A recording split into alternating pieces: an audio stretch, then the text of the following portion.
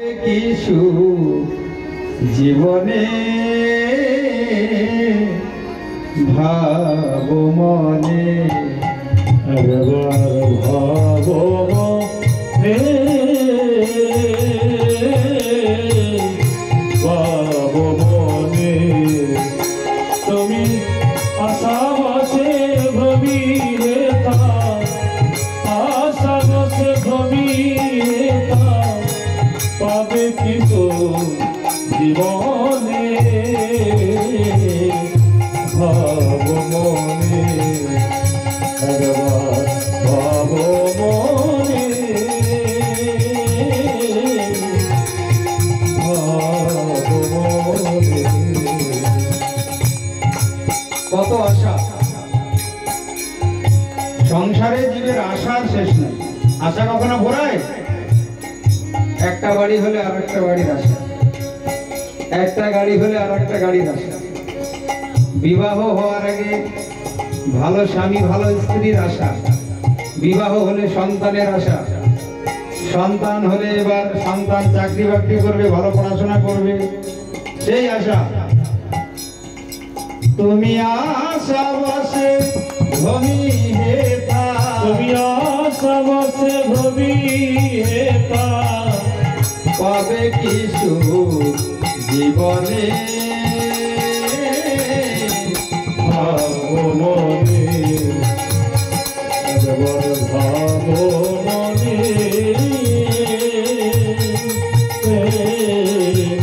ভাব মনে। পদকর্তা নিজের মনকে বলছেন, এত যে আশার বাসা বেঁধেছ, এই আশা পূর্ণ হবে তো?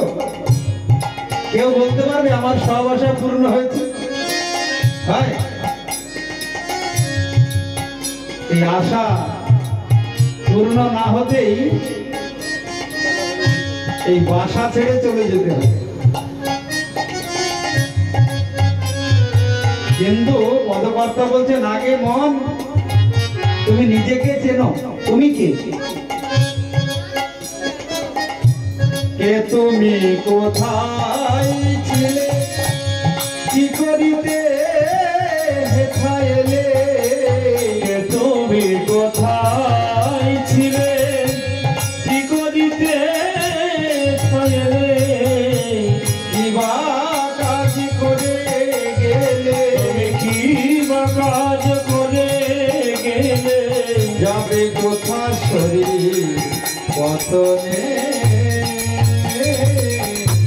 ভাব মনে একবার ভাব মনে ভাব মনে। পদকর্তা নিজের মনকে কটা প্রশ্ন করলেন, কার জন্য? আমাদের জন্য। খুব মন দিয়ে শোনো, কি কি প্রশ্ন করেছেন এই কীর্তনে। মন, কে তুমি, কোথায় ছিলে, কি করিতে হেঠা এলে, তুমি কিবা কাজ করে গেলে, যাবে কোথা শরীর পতনে?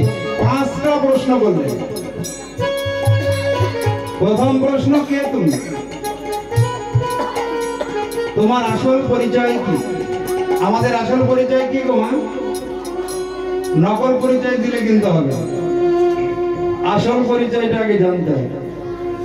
আমি কাউরি ছেলে, কাউরি মেয়ে, কাউরি স্ত্রী, কাউরি স্বামী, কাউরি ভাই, কাউরি বন্ধু, এগুলো সব নকল পরিচয়। কেন? পরের জন্মে একজনের সঙ্গে আর দেখা হবে না, কিন্তু যার সঙ্গে জন্ম জন্মান্তর সাক্ষাৎ হবে, দেখা হবে, তার পরিচয়ই আমার আসল পরিচয়।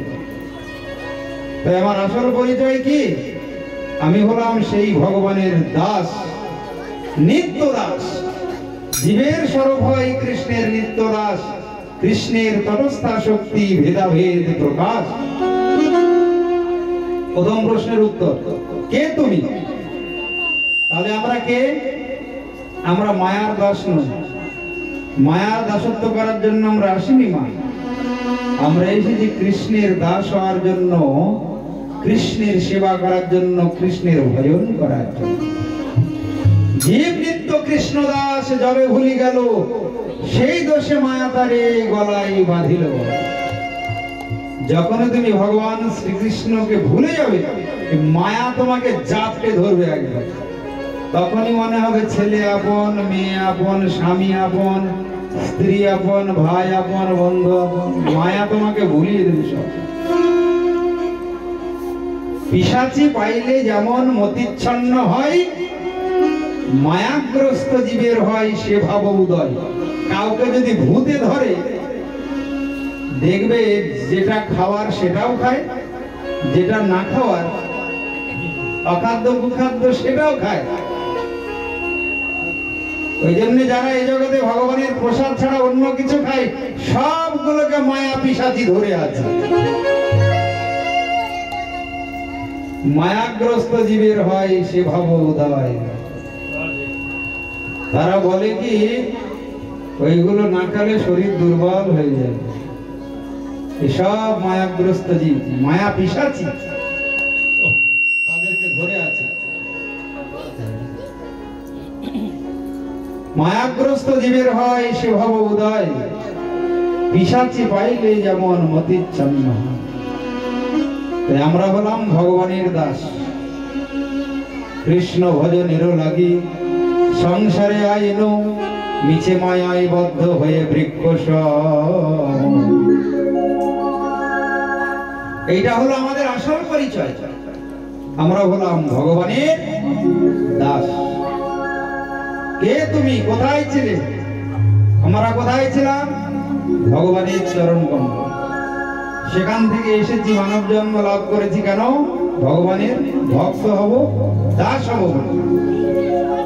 এই জন্যই মানব জন্ম। কি করিতে হেথা এলে? না ভগবানের ভজন করতে, বাড়ি ঘর বানাতে, ব্যাংক ব্যালেন্স করতে আমরা আসি না। এগুলি গৌণ কারণ। বাড়ি করা, ছেলে মেয়ের বিয়ে দেওয়া, ব্যাংকে টাকা জমানো, ফ্ল্যাটে বাস করা, ঘর বাড়ি তৈরি করা, ডাক্তার ইঞ্জিনিয়ার বানানো, এগুলি সব গৌণ কারণ। মানব জন্মের আসল কারণই হলো যা আমরা আজকে করতে এসেছি, ভগবানের কথা শ্রবণ করা, ভগবানের নাম করা, ভগবানের সেবা করা। এইটাই হলো জীবনের আসল কারণ, আসল উদ্দেশ্য। আর রান্না করা, খাওয়া, ছেলে মানুষ করা, বাড়ি করা, এগুলি সব গৌণ কারণ। বোঝা গেল? আজকে আমরা যে ভগবানের কথা শ্রবণ করছি সত্য সঙ্গে, এইটা মানব জন্মের আসল কারণ। যাবে কোথা শরীর পতনে? ৫ নম্বর প্রশ্ন। যদি মুখ্য কারণ, মুখ্য উদ্দেশ্য পালন করি মানব জন্মের, তাহলে যাও ভগবানের ধাম গোলক বৃন্দাবনে। আর যদি ভগবানকে ভুলে যায়, অনন্তকাল নরক যন্ত্রণা ভোগ করার পরে আবার ওই প্রথম থেকে জন্ম হবে, ৮০ লক্ষ জন্ম ভ্রমণ করতে হবে। তাই মানব জন্মে খুব সাবধান। সামনে যে কটা দিন আছে, দিন গোটা যেন নষ্ট না হয়। আশ্রমে থাকলে মাঝে মধ্যেই কষ্ট হয়, জানেন কেন? সেদিন একজন এসে বলছে, বাবা জানেন আমার ভাগ্নিটা মারা গেল। কি হয়েছে? না ডেঙ্গি হয়ে মারা গেল। বয়স কত? ৩২ বছর। তার ছোট্ট একটা বাচ্চা আছে। তার কদিন পরে একজন এসে বলছে, জানেন আমার ভাইয়ের মেয়েটা মারা গেল। কেন? সন্তান হতে কি, প্রথম সন্তান হতে কি মারা। তাই আমাদের সামনে যে কটা দিন আছে তার কিন্তু কোনো সার্টিফিকেট নাই। যে মানব জন্ম ধন্য করতে হলে তাই ভগবানের চরণে শরণ নিয়ে, গুরুচরণ আশ্রয় করে, ভগবানের সঙ্গে সম্বন্ধ করে ভগবানের নাম রূপ গুণ লীলা কথা শ্রবণ করতে হবে, ভগবানের সেবা করতে হবে। তাছাড়া কিন্তু মানব জন্মের কোন সার্থকতা নাই, কিচ্ছু মূল্য নাই। তাই কে তুমি কোথায় ছিলে, কি করিতে হেথা এলে? কে তুমি কোথায় ছিলে, কি করিতে হেথা এলে? তুমি কি বা কাজ করে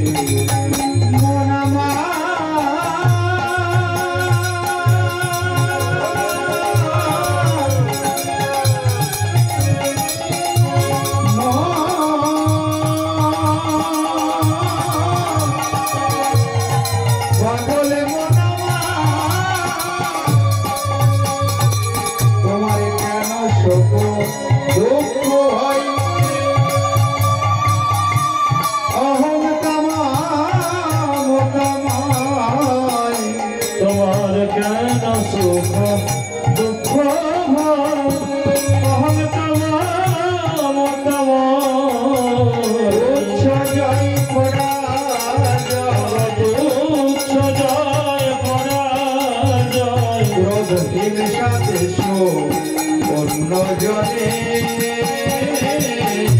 ভাব মনে ভগবান ভাব মনে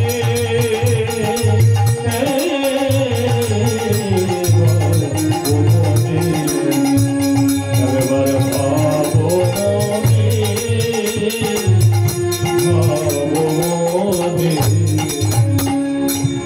তাই কাউরি প্রতি হিংসা করবে না। তুচ্ছ জয় পরাজয় ক্রোধ হিংসা দেশ অন্য জনে। কাউরি সঙ্গে হিংসা করবে না, কেন? প্রত্যেকটি জীবের মধ্যে ভগবান বিরাজ করছেন। এই কীর্তনের রচয়িতা আসলো ভক্তি বিনোদ ঠাকুর। তাই ভক্তি বিনোদে কয় করি গোরা পদাশ্রয় চিদানন্দ রসময় হৌ রাধা কৃষ্ণ নাম ধনে। ওই ভগতি বিনোদ কয় হরি গোরা পদাশ্রয় চিদানন্দ রসময় হৌ রাধা কৃষ্ণ নাম ধনে। তাই ভগতি বিনোদ কয় করি গোরা পদাশ্রয় ভগতি বিনোদ কয় করি গোরা পদাশ্রয় চিদানন্দ রসময় চিদানন্দ রসময় হৌ রাধা কৃষ্ণ নাম গানে ভাব মনে ভাব মনে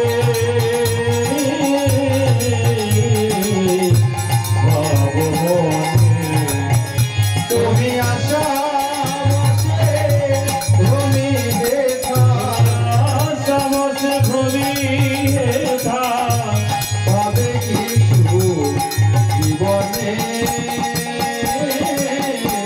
ভাব মনে ভাব মনে ভাব মনে বলে কৃষ্ণচন্দ্র ভগবান বলো রাধারানী কি। রাধারানীর জয়টা কিন্তু একটু জোরে হবে, ভুলে গেলে হবে না। আমি একদিন বলবো, প্রত্যেক দিন সবার জয় অপেক্ষা, এমনকি কৃষ্ণের জয় অপেক্ষাও রাধারানীর জয় জোরে দিতে হবে। বলিয়ে রাধারানী কি। এই মাসে নিয়ম সেবা মাসে রাধারানী বড় কৃপাময়ী করুণাময়ী। ঊর্জা মানে হলো শক্তি। ওই জন্যে ভগবান শ্রীকৃষ্ণ হলো শক্তিমান, আর ভগবানের প্রিয়া অর্থাৎ শ্রীমতী রাধারানী হলো কৃষ্ণের শক্তি। রাধা পূর্ণ শক্তি, কৃষ্ণ পূর্ণ শক্তিমান, দুই দেহে ভেদ নাহি শাস্ত্রের প্রমাণ। তাই রাধারানী হলো শক্তি, তাই ঊর্জেশ্বরী বলা হয় শ্রীমতী রাধারানী। ঊর্জা মানে হলো শক্তি। এই মাসে রাধারানী বড় করুণাময়ী কৃপাময়ী। যদি জয় দেওয়া হয় তাহলে নবনীতা হৃদয়া শ্রীমতী রাধারানীর করুণা হয়ে যাবে। বলিয়ে রাধারানী কি। সুখদেব গোস্বামী রাজা পরীক্ষিতকে বলছেন, রাজন ব্রহ্মা যখন দেখলেন চতুষ্ষণ সৃষ্টি বিস্তার করলো না, প্রথম চারটি সন্তান, তারা সোজা চলে গেল বৈকুণ্ঠে ভগবানকে দর্শন করার জন্য। ব্রহ্মা তখন 10টি পুত্র আবার সৃষ্টি করলেন। মরিচি, অত্রি, অঙ্গিরা, পুলস্ত, পুলহ, ক্রতু, ভৃগু, বশিষ্ঠ, দক্ষ আর নারদ। রাজন এই 10টা পুত্রের মধ্যে 9 জন বললো আমরা সৃষ্টি বিস্তার করব, সংসার করব। আর নারদ আগে হাত জোড় করে দিয়েছে, আমি কিন্তু ওই তালে নাই। এই সংসার করলেই মায়ায় ধরবে, বেকার। যে আমার নয় তার জন্য কেঁদে কেটে মরা, হঠাৎ সে আমাকে ছেড়ে চলে যায়, কোনো লাভ আছে? স্বামী আমার, স্ত্রী আমার, আমাকে দেখবে, শেষের দিনে তোমাকে দেখবে, গ্যারান্টি আছে? যার জন্য এত চিন্তা সেই একদিন ফাঁকি দিয়ে চলে যায়, আবার একবার চলে গেলে আর খোঁজ নেবে না। তো নারদ বলছে, বাবা আমি আগে থেকে বলে রাখি, আমাকে সংসার করতে বলবেন না। যে কটা দিন জগতে থাকবো আমি ভগবানের নাম গুণাতে থাকবো। এখন সবই তো পুত্র, পুরুষ, সৃষ্টি বিস্তার হবে কি করে? ব্রহ্মা তখন বাম অঙ্গ থেকে একটা নারী মূর্তি সৃষ্টি করলেন রাজন, তার নাম হলো শতরূপা। আর ডান দিক থেকে একটা পুরুষ সৃষ্টি করলেন, তার নাম হলো মনু মহারাজ। এই পুরুষ আর নারীর মিলনে সৃষ্টি বিস্তার হওয়া শুরু হলো। মনু শতরূপা থেকে প্রথমে 2টি পুত্র, উত্থানপাদ আর প্রিয়ব্রত, আর 3টি কন্যা, আকুতি, দেবহূতি আর প্রসূতি জন্ম নিল। এই মনু থেকে আমরা ধীরে ধীরে এসেছি বলে আমাদেরকে মানুষ বলা হয়। মনু থেকে আমরা ধীরে ধীরে এই দেহ লাভ করেছি। এইবার সৃষ্টি বিস্তার হওয়া শুরু হয়েছে। 2টি পুত্র 3টি কন্যা সৃষ্টি করার পরে ব্রহ্মা বলছেন, আরে সৃষ্টি বিস্তার করো মনু। মনু বলছেন, কোথায় সৃষ্টি করে রাখবো? ওই হিরণ্যাক্ষ তো পৃথিবীকে ধরে জলের তলায় ডুবিয়ে রেখেছে। পরীক্ষিত বললেন, গুরুদেব হিরণ্যাক্ষ আবার কি? যে এত বলবান পৃথিবীকে জলের তলায় রেখে দিয়েছে।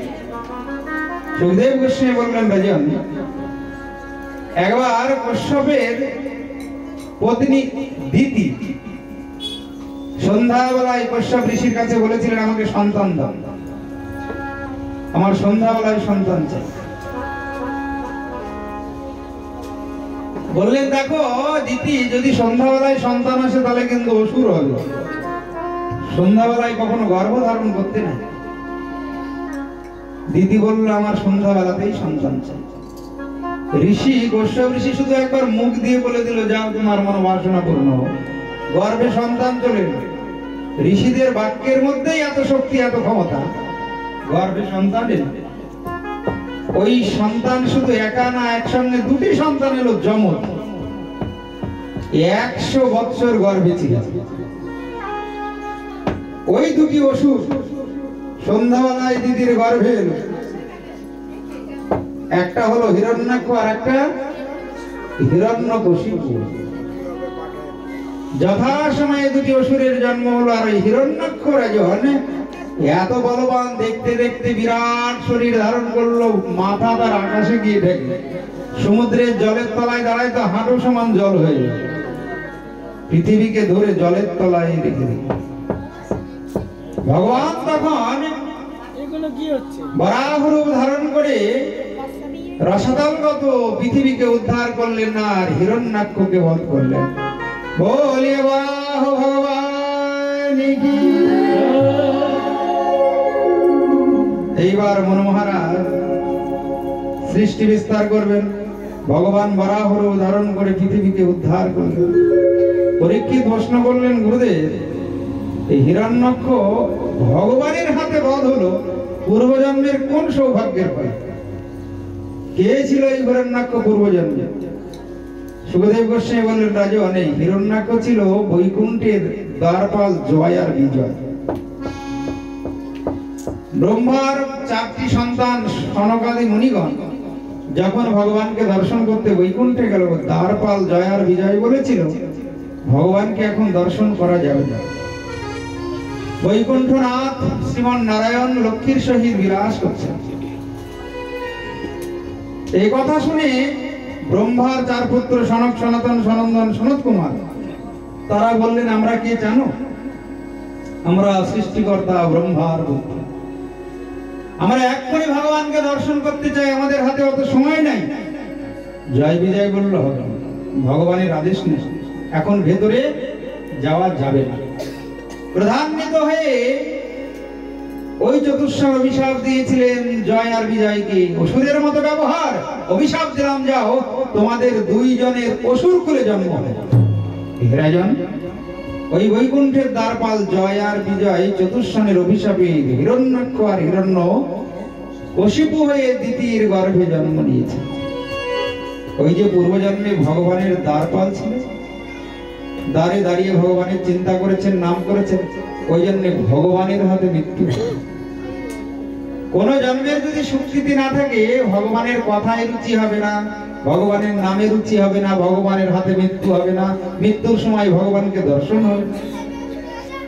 আমরা যে এখানে আজকে ভাগবত শ্রবণ করতে এসেছি মা, আমাদের পূর্বজন্মের অনেক স্বীকৃতি আছে, সাধুসঙ্গ আছে, না হলে মনে হতো যে আমরা বাড়ি বসে বিশ্বকাপ ক্রিকেট দেখি,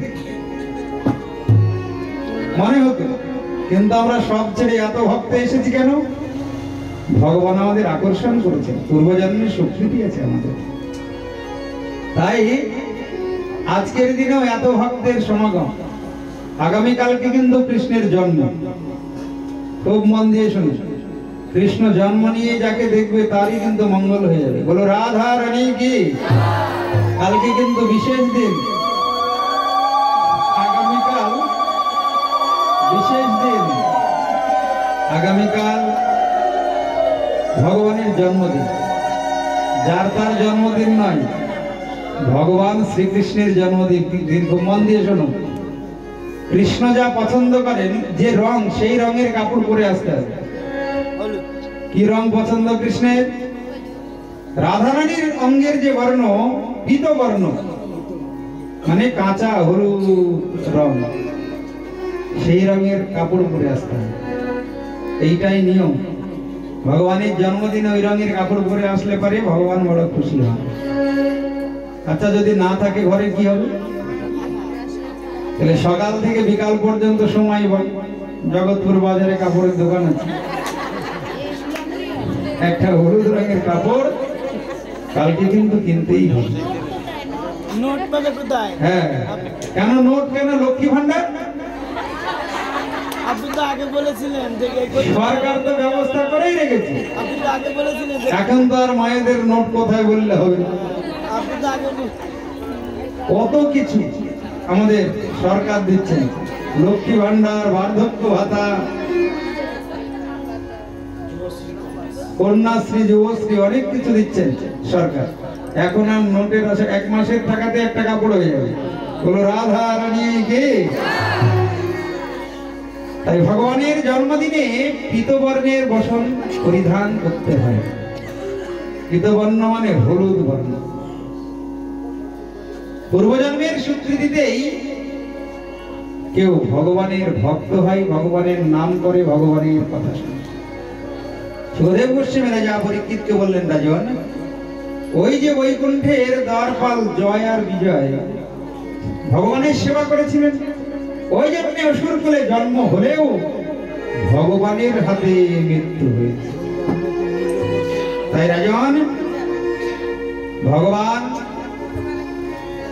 বরাহ রূপ ধারণ করে ওই হিরণ্যাক্ষকে বধ করেছিলেন।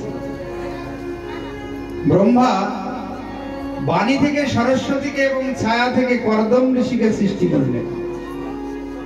এইবার শুরু হলো বিবাহ লীলা।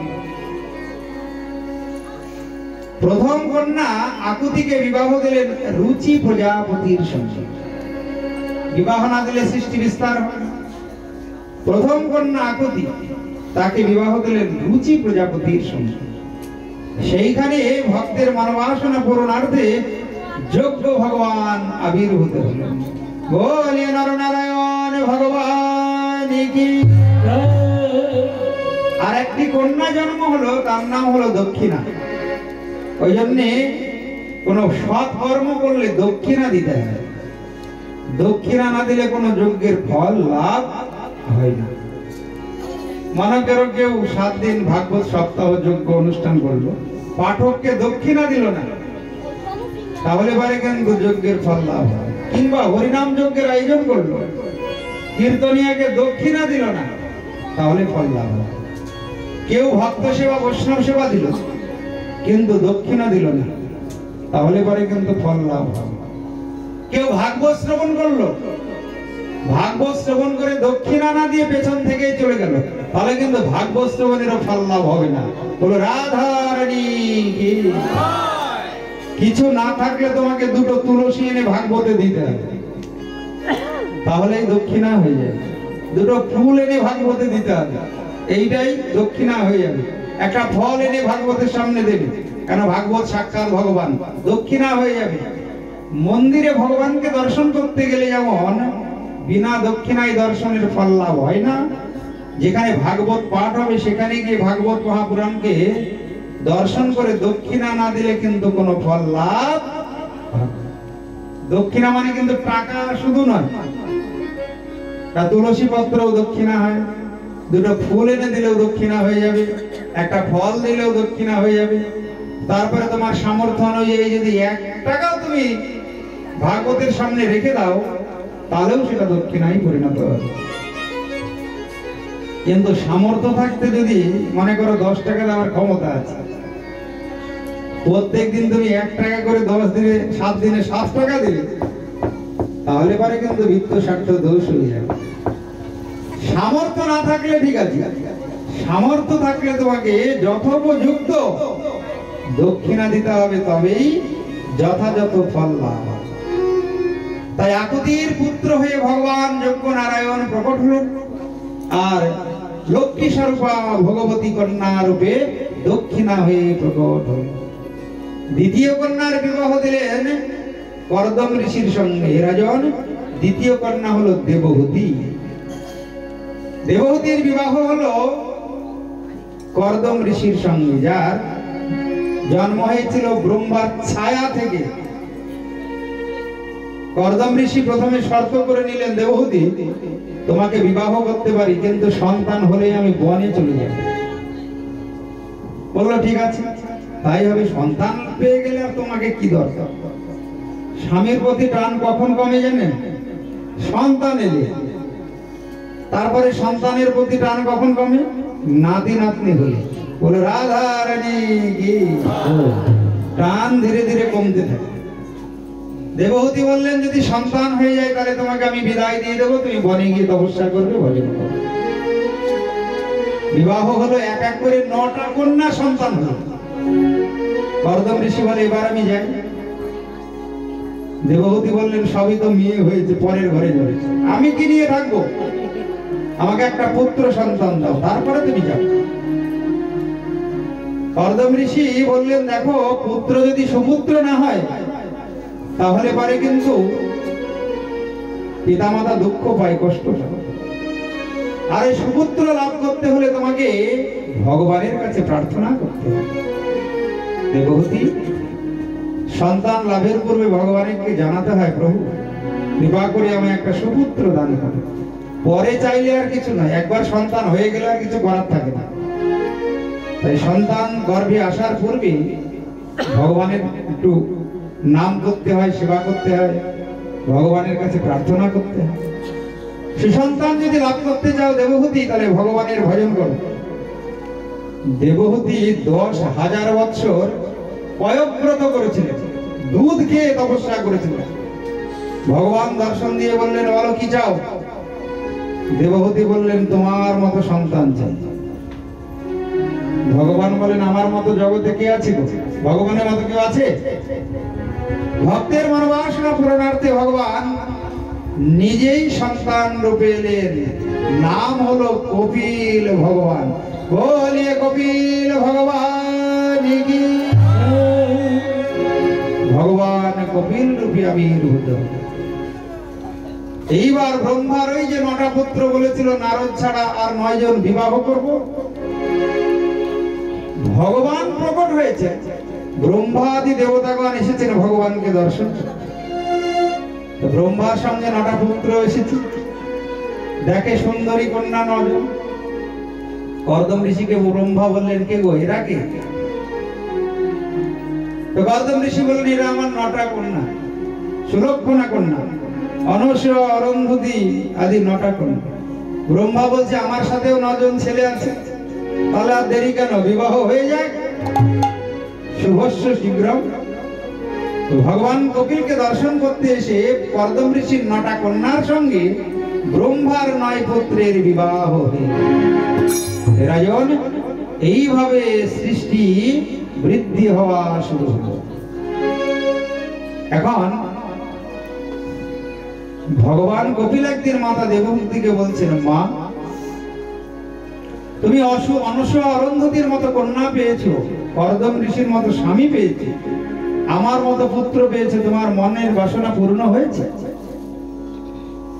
ওদিকে কর্দম ঋষি সংসার ছেড়ে চলে গেলেন বনে পুত্র হওয়ার পরে। মাতা দেবহূতিকে প্রশ্ন করলেন ভগবান কপিল, তোমার মন কি শান্ত হয়েছে, আর কোনো কামনা বাসনা নেই? মাতা দেবহূতি বললেন, বাবা যদি বলি কামনা বাসনা নেই তাহলে ভুল বলা হবে, এখনো আমার মন শান্ত হয়নি। আচ্ছা বাবা, কি করলে মন শান্ত হয় তুমি বলো? ভগবান মাকে দিয়ে জগৎকে শিক্ষা দিলেন, চঞ্চল মনকে শান্ত করতে হলে সাধু সঙ্গ করতে হবে। শতাম প্রসঙ্গান মম বীর্য সংবিদ ভবন্তি হৃদ কর্ণ রসায়ন কথা। মা, সাধু মুখে হরি কথা কৃষ্ণ কথা শ্রবণ করলে তবে এই মন শান্ত হয়। যার মন ভগবানের চিন্তায় ডুবে আছে তার মুখে ভগবানের কথা শুনতে হবে। যেমন এই জগতে কাউকে ইলেকট্রিকে শক দিলে তাকে যদি কেউ ছয় কি হবে, তাকে ইলেকট্রিকে ধরবে। তাই যে সাধুর মন ভগবানের চিন্তায় ডুবে আছে তুমি তেমন সাধুর সঙ্গ করো, সেই সাধুর চরণে শরণ নাও। মা, তোমার মন ভগবানের চিন্তায় ডুবে যাবে। শতাম প্রসঙ্গান মম বীর্য সংবিদ ভবন্তি হৃদ কর্ণ রসায়ন কথা। তজ্জ সনাদাসু অপবর্গ বর্তমানি শ্রদ্ধারতি ভক্তির অনুক্রমেষ্যতি। সাধু সঙ্গ লাভ হলে প্রথমে ভগবানের চরণে শ্রদ্ধা বিশ্বাস জন্মাবে, তারপরে প্রীতি ভালোবাসা জন্মাবে, তারপরে মা ভক্তির উদয় হবে। সাধু সঙ্গ ছাড়া জীবের মঙ্গলের দ্বিতীয় কোনো পথ নাই। জীবনে যদি কেউ মঙ্গল লাভ করতে চায় তাহলে তাকে সাধু সঙ্গই করতে হবে। সাধু সঙ্গ সর্বশাস্ত্রে কয় লবমাত্র সাধু সঙ্গে সর্বশেষ। তাই সন্তানকে সঙ্গে লাগি রে, ও তেরি আছি বানে।